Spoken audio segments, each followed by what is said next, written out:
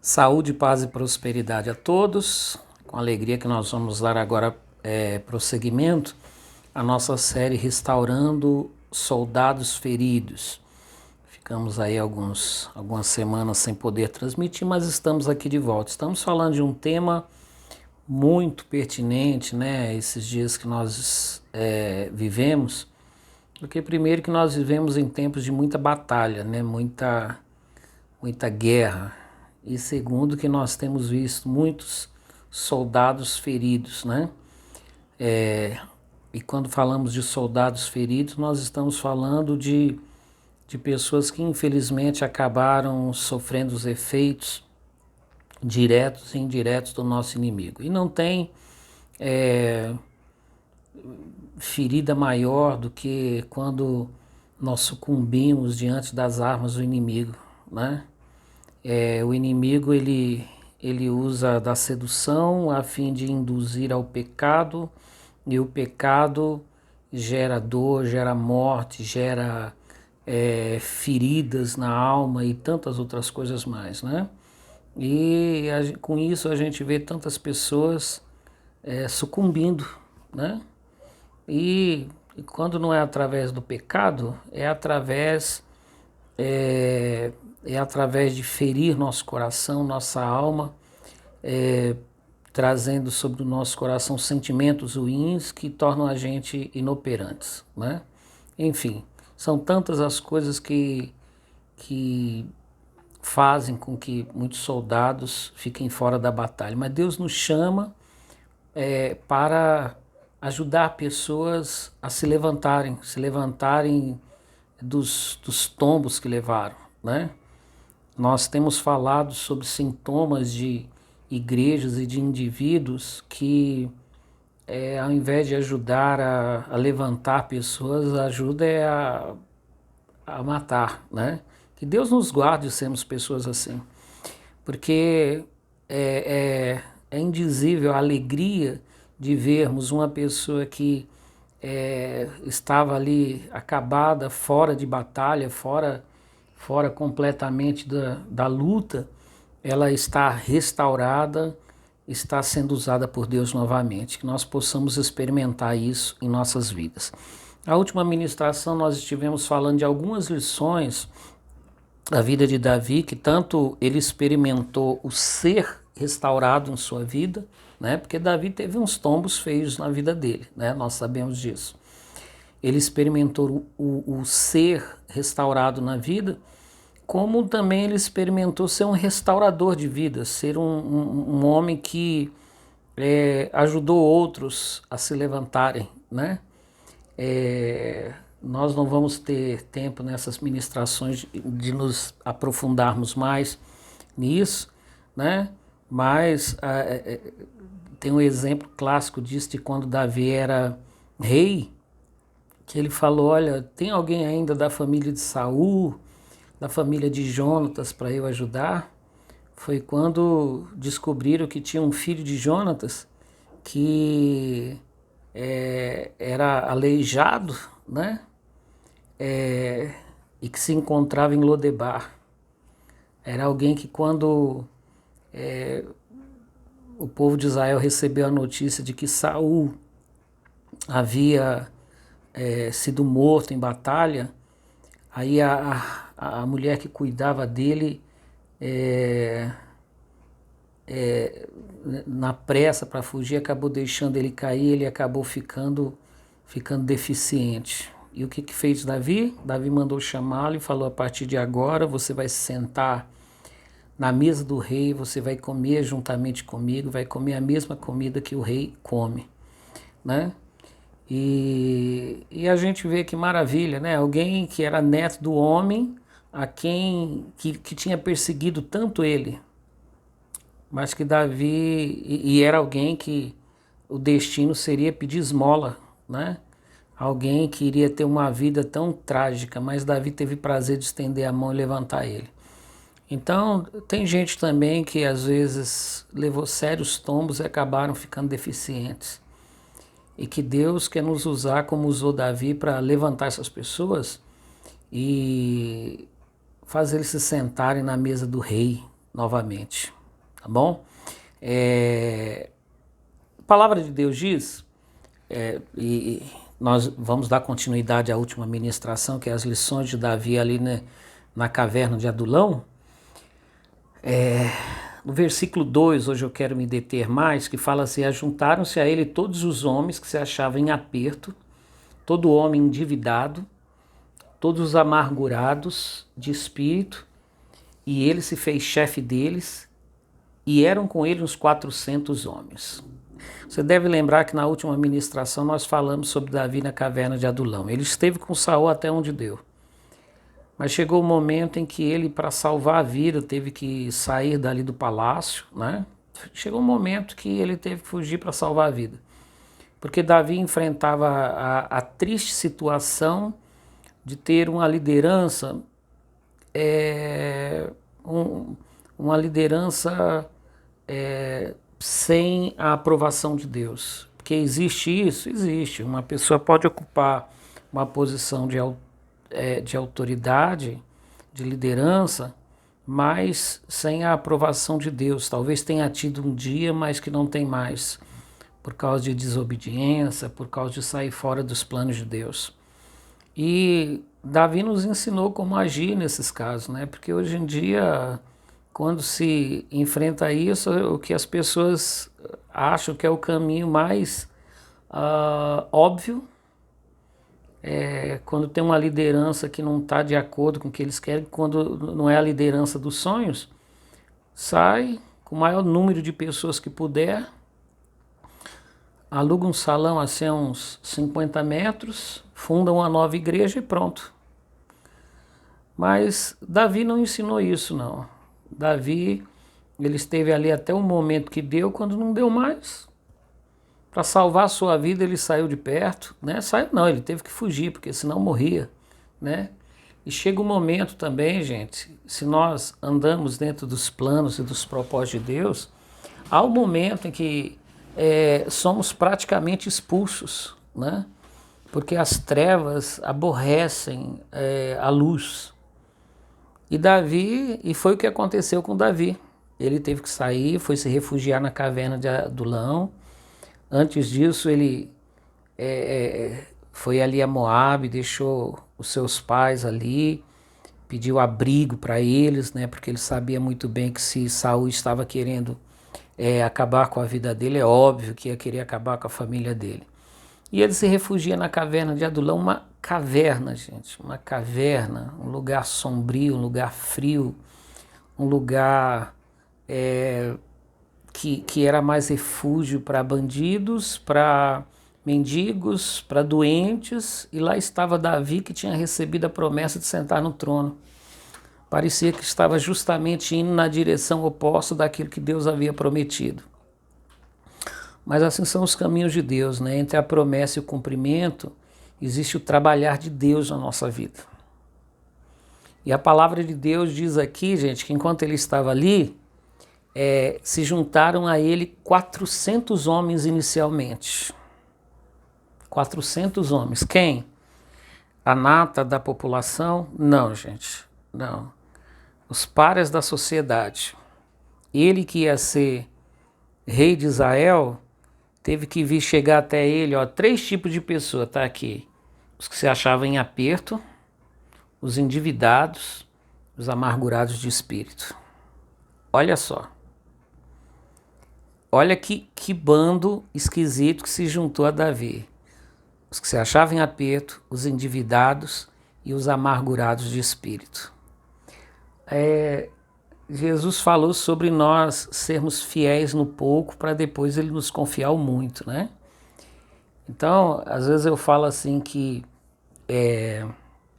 primeiramente Deus vai nos confiar coisas relativamente pequenas antes de nos confiar coisas grandes, para ver a nossa fidelidade com aquelas coisas.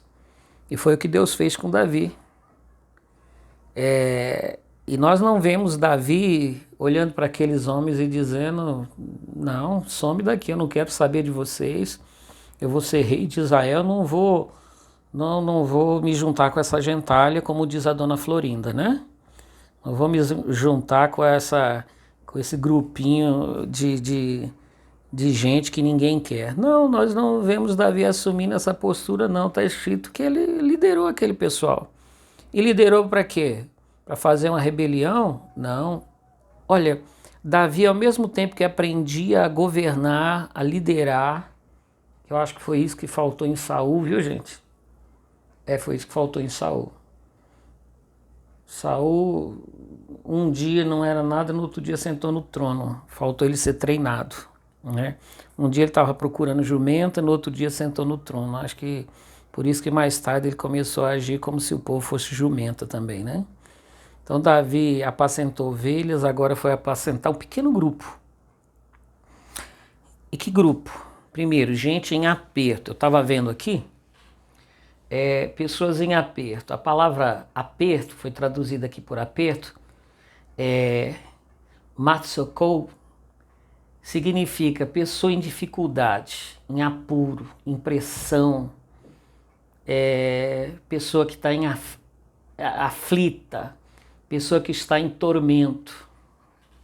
Olha só, o primeiro grupo de pessoas que veio com ele, pessoas que estavam em apuro, em pressão, em aflição, entendeu? Atormentadas, pessoas que chegavam ali até ele, gente, já não tinham mais para onde ir, o que fazer, e pessoas que chegavam ali meio alucinadas, parecia um bando de louco. Entenderam, gente? Debaixo de pressão. Pressão que talvez vinha de áreas espirituais, pressão que vinha por causa da situação que se encontrava o reino. Vocês lembram que o rei estava perturbado? O clima não estava nada bom. E essa pressão, gente, vinha sobre o povo. Essa pressão vinha sobre as pessoas. Às vezes eu falo que quando a gente lidera algo, a gente tem um papel muito sério, gente, que aquilo que está em nós flui para as pessoas. Isso aí é algo muito sério, né? Então eu achei interessante que essa palavra matsouk, que foi traduzida por pessoas que se encontravam em aperto, ou seja, pessoas que se encontravam em apuro, debaixo de pressão, em aflição e em tormento. Pessoas que estavam sentindo o peso da situação do reino de Israel. Guarda isso. E foram procurar Davi. Quem sabe eles não ouviam, gente? Que Davi era o homem que quando tocava a sua harpa, o rei que se encontrava debaixo de possessão, encontrava alívio, né? E provavelmente eles experimentaram isso também.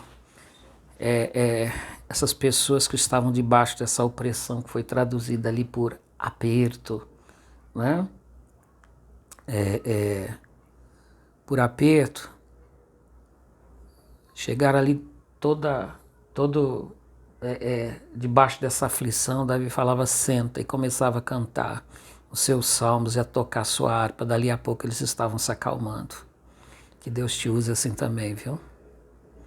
Aqueles que estão atormentados, talvez debaixo de um sistema que está oprimido também por coisas que talvez eles nem saibam, eles nem conhecem. Às vezes a opressão vem e as pessoas nem sabem, porque não sabem o que esteja acontecendo. Porque só Deus conhece todos os bastidores desta vida, né, gente? Mas as pessoas sentem a opressão no ar. Que a gente faça o quê? Vamos tocar nossa harpa em nome de Jesus e trazer alívio para o coração das pessoas. Glória a Deus. Que mais?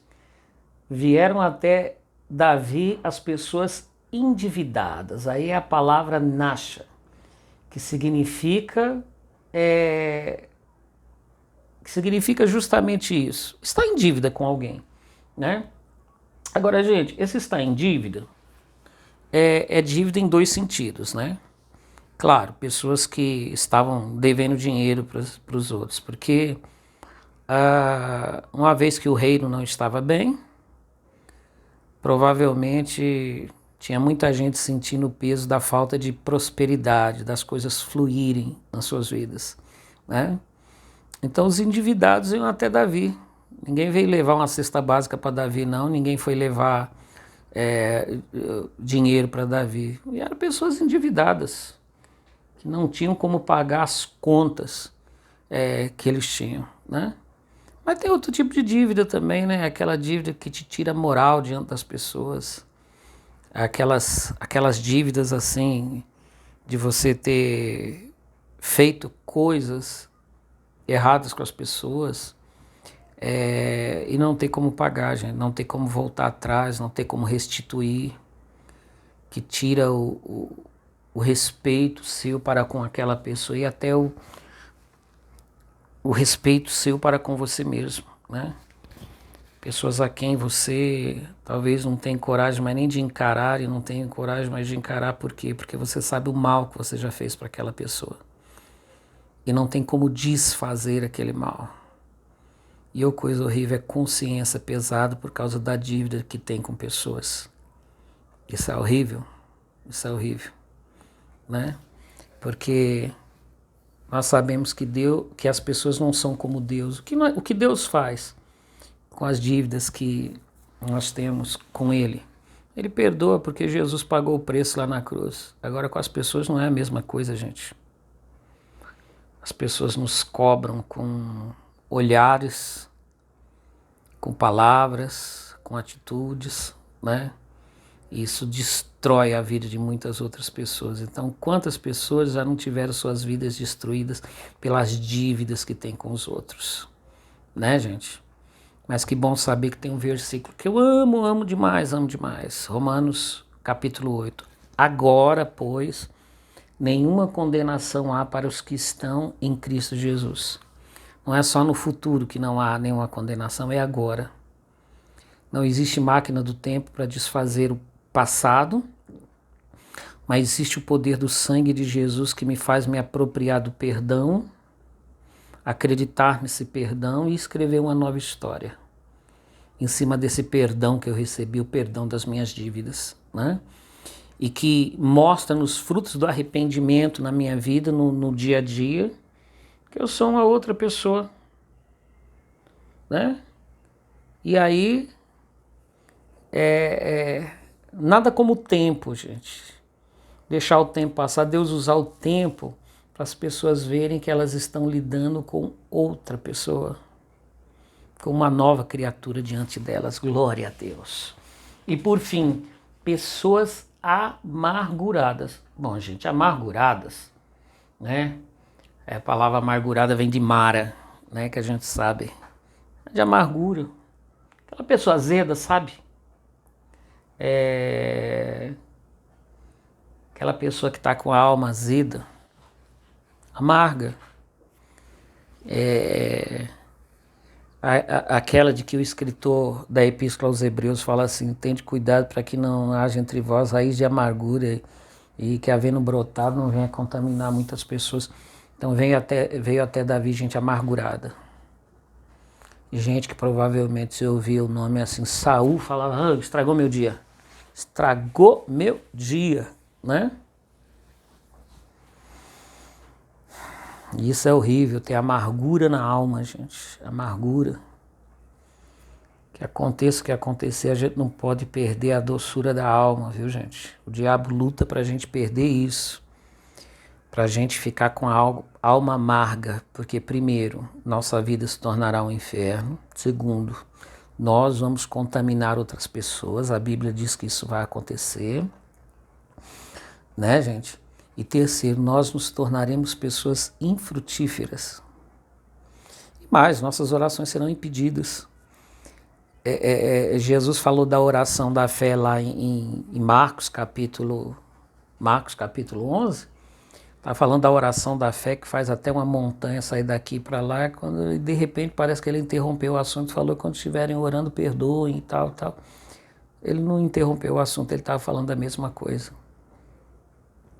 Ele fala de perdão, por quê? Porque a alma amargurada, gente, vai impedir até suas orações. Então, tem muito soldado que está afastado também, porque sua alma está amarga. Você conversa com ele só sabe falar mal da liderança, que de fato errou com eles. A alma deles está azeda, azeda, que só Deus para ter misericórdia. Né? Mas está azeda. Que Deus nos use para tirar o azedo da alma dessas pessoas em nome do nosso Senhor Jesus Cristo. Tá bom? Gente, foram esses 3 tipos de pessoas